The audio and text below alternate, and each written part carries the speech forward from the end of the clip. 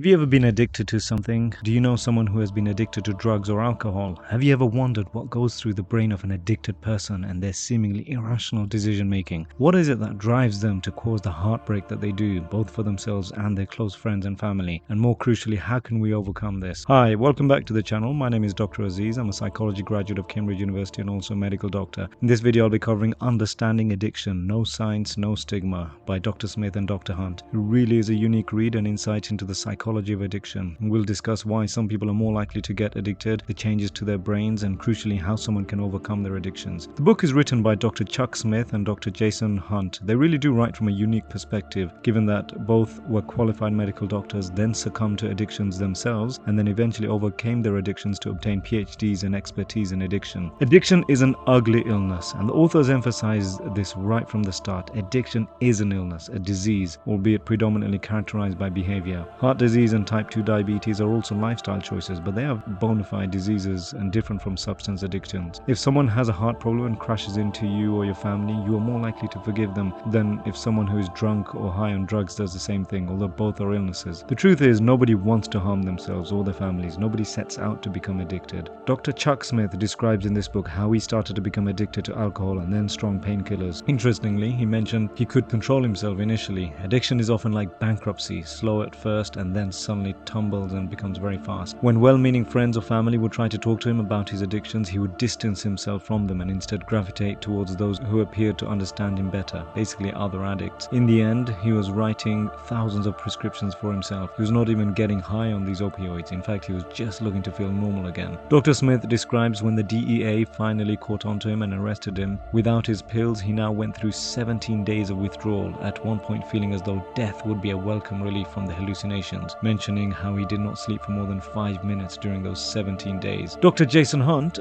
the other author, also had addictions to alcohol and opiates. He had tried amphetamines too. Dr. Hunt mentioned how his stepfather also had addiction issues and was a violent man when intoxicated. A key point highlighted here is that childhood trauma is a key predictor of later substance use disorder, and we'll discuss this a little bit more later on. Dr. Hunt moved from one place to another to try and overcome his addictions. A key lesson he learned from his experience was that the geographical changes are of no help when it comes to addiction. If you are addicted, the addiction goes with you. Similar to Dr. Chuck Smith, Dr. Hunt found eventually being arrested was a relief. He had no other way of knowing how to stop. Together, they were told either go to rehab or lose your professions as doctors, and this incentivized them to go through rehab, salvage their careers as doctors, and then also to specialize in addiction. Now, a key point emphasized here is that you often hear that a person cannot be helped until he comes to the conclusion that he needs help. But authors argue this is not true. Forced treatment, as the two doctors here pretty much had to endure as part of their rehab options or face criminal charges, forced treatment for addiction can work. The next key point emphasized by the authors is that some people are simply more predisposed to become addicted than others. Some people's brains simply like the effect of drugs and alcohol more than others. A person who has a family history of alcoholism has a 50% chance of falling into this addiction themselves. Other risk factors include experiencing or witnessing abuse as a child, whether that is physical or sexual, being under the age of 25, coming from a household where the parents are separated or divorced, and chronic depression. All of the above release CRF, corticotrophin releasing factor, or the stress hormone.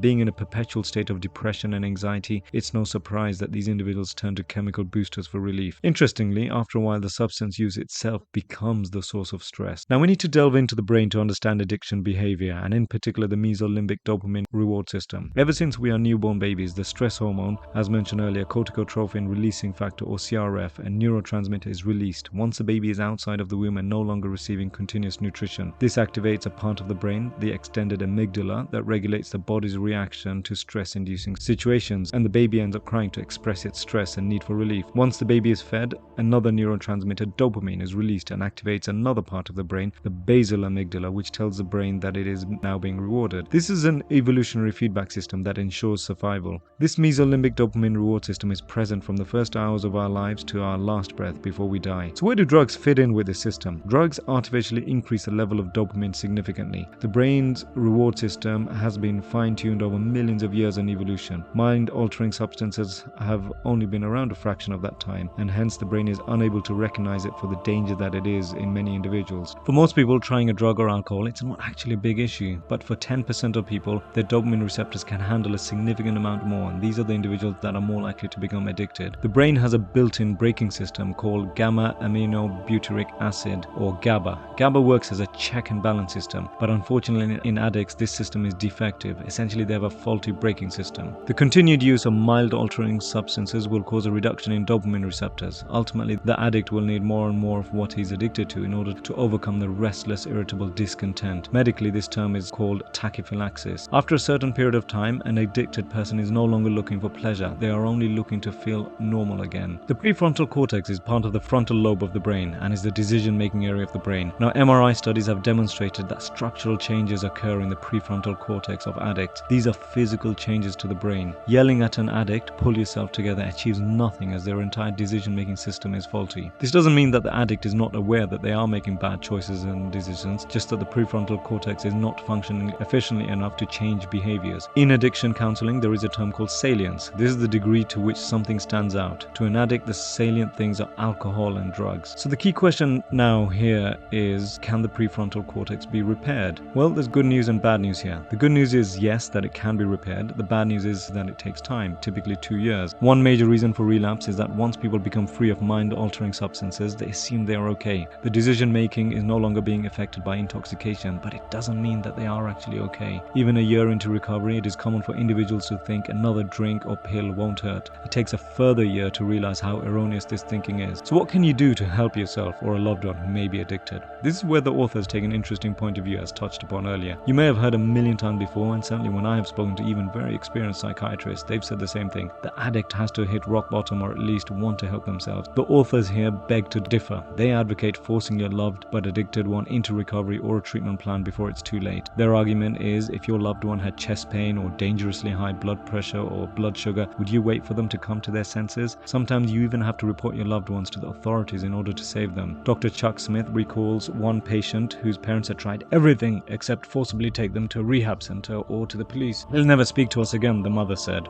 Within 6 months, their son was dead. Your loved one may hate you, but saving their life supersedes their temporary hate. The first step should be reaching out to your doctor or GP. They should be able to direct you to a good rehab center. Better still, to get under an addiction medicine specialist is like getting a patient with heart disease under a cardiologist. Detox is the first concrete step. This can be between 3 and 7 days. As you can imagine, this is one of the most unpleasant times and can be life-threatening, so best done in a medically supervised setting. Ongoing supervised care in a rehab facility or a specialist outpatient system is crucial to prevent relapse. Incentive-based rehab is best according to the authors here. Monitoring, including random testing, is highly advocated. Typically, it takes 2 years for the brain to recover to baseline and 5 years for a high rate of success. The relapse rate can be as high as 80%, and so having a good support system is essential. Anyway, I hope you found this summary and delve into the psychology of addiction interesting. Maybe it will help you or a loved one take the first step out of addiction. If you found this interesting, be sure to watch this video where we analyze the different effects that drugs can have on your brain versus chocolate and even versus sex. Anyway, I hope you learned something useful and enjoyed this summary. If you want to keep learning about psychology, medicine or life hacks, hit the like, subscribe and notifications button. Until next time, stay safe.